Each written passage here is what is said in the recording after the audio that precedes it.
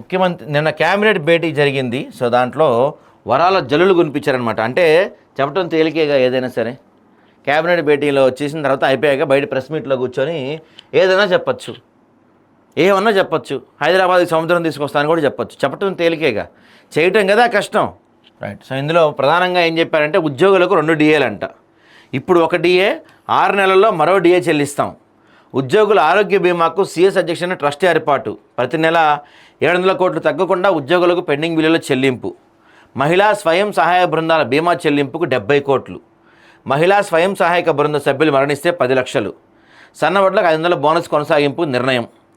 హమ్ పథకం కింద పంచాయతీరాజ్ పరిధిలో ఉన్న 7,947 కిలోమీటర్ల రోడ్డు ఆధునీకరణ. సెక్రటేరియట్లో 12.5% వాటా ఉండాలన్న ఉద్యోగ సంఘాల డిమాండ్కు ఓకే. ములుగు జిల్లా ఇంచెర్ల గ్రామంలో ఆయిల్ ఫామ్ ఫ్యాక్టరీకి 12 ఎకరాల కేటాయింపు. సీఎం అధ్యక్షతన కేబినెట్ సమావేశంలో కీలక నిర్ణయాలు. మిడత వెల్లడించిన ఉప ముఖ్యమంత్రి బట్టి విక్రమార్క, మంత్రులు పొంగులేటి, పొన్నం. ఇక్కడ విషయం ఏంటంటే